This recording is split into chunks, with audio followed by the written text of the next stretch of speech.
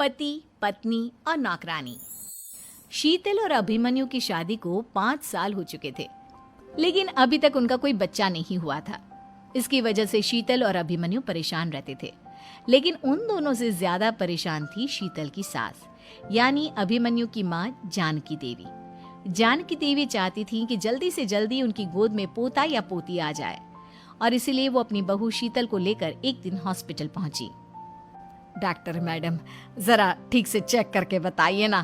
कई बड़े बड़े डॉक्टर को दिखाया है, लेकिन मेरी बहू माँ ही नहीं बन पाती। मैंने शीतल को बहुत अच्छे से चेकअप किया है। देखिए, बात यह है कि शीतल के अंदर माँ बनने की कैपेसिटी नहीं है। ये आप क्या कह रही हैं डॉक्टर साहब?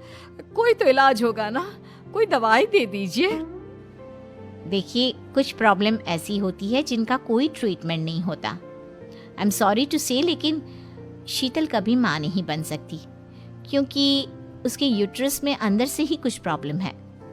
घर आने के बाद क्या हुआ माँ? कहाँ लेकर गई थी आप शीतल को? अरे कहाँ लेकर जाती, डॉक्टर मैडम के पास ले गई थी, लेकिन तेरी बीवी तो कभी माँ बन ही नहीं सकती। मम्मी जी, इसमें मेरी क्या गलती? अगर अंदर से कोई प्रॉब्लम है तो उसमें मैं भी कुछ नहीं कर सकती। जानती हूँ, ये बात डॉक्टर के मुंह से सुन चुकी हूँ।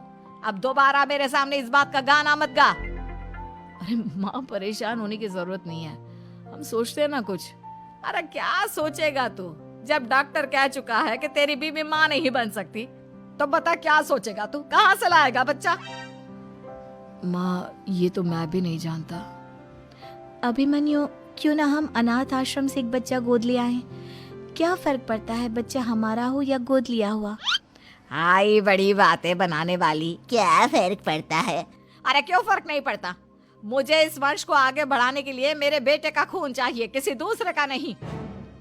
लेकिन माँ, आप जानती हैं कि ये अब पॉसिबल नहीं है। मैं कुछ नहीं जानती। मैं किसी पराये की औलाद को इस घर में अपना पोता या पोती बन के बढ़ता हुआ नहीं देख सकती। मेरा वंश मेरे बेटे के खून से ही आगे बढ़ेगा। लेकिन मम्मी जी, ऐसा कैसे हो पाएगा? आप अच्छी तरह जानती है ना, मेरा और अभिमन्यु का बच्चा नहीं हो सकता। तो मैं अपने बेटे की दूसरी शादी करवाऊंगी, और अपनी दूसरी बीवी से ये मुझे बच्चा पैदा करके देगा। ये आप क्या कह रही हैं माँ? मैं किसी और से शादी नहीं करने वाला।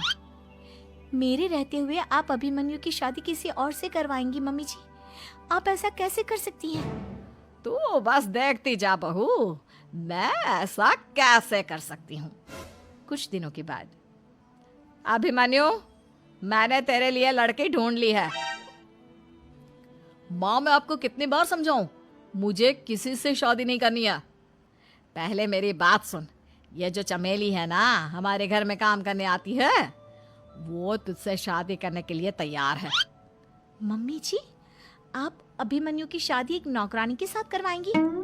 वो इसलिए क्योंकि चमेली दिखने में बहुत खूबसूरत है, बच्चा भी सुंदर ही होगा। मम्मी जी, लेकिन एक बच्चे के लिए अपने बेटे की शादी नौकरानी के साथ करवाना, क्या ये सही है? अगर अभिमन्यु ने शादी नहीं की ना, तो मैं अपनी जान दे दूंगी। अब देख लो, अगर तुम्हें अपनी माँ की जान प्यारी है तो तुम्हें इस नौकरानी के साथ शादी करनी ही होगी। इस तरह जानकी देवी अपने बेटे अभिमन्यु की शादी नौकरानी चमेली के साथ करवा देती है। कुछ दिनों के बाद, नौकरानी से मालकिन बन के तो मजा आ गया। अब तो मैं इस घर की मालकिन हूँ। देखो, अपने आप को ज्यादा मालकिन समझने की कोशिश मत करो। एक बार तुम्हारा और अभिमन्यु का बच्चा इस दुनिया में आ जाए, उसके बाद तुम इस घर से हमेशा के लिए चली जाना। अरे जाओ जाओ, किसी और के आगे बातें बनाना। एक बच्चा तो पैदा नहीं कर सकी। बढ़िया आई, जाओ जाकर मेरे लिए कॉफी बना कर लाओ। नौकरानी मैं हूँ या तुम? मम्मी जी, देखिए ना शीतल मुझसे किस तरह से बात कर रही है। शीतल, तुम्हें पता है ना चमेली प्रेग्नेंट है, मेरे बेटे के बच्चे की माँ बनने वाली है। वो जैसा कहती है वैसा करो। लेकिन मम्मी जी, वो मुझे नौकरों की तरह ट्रीट कर रही है। अरे तो करेगी ना, वैसे भी बहू तुम हो किस काम की? एक बच्चा तो पैदा नहीं कर सकती। जाओ अब घर के सारे काम करो और चमेली को आराम करने दो। थैंक यू मम्मी जी, भगवान आपका भला करे। आप नहीं होती तो मैं नौकरानी से महारानी कैसे बनती। देखो, तुम्हें जो चाहिए सब मिलेगा। खूब खाओ।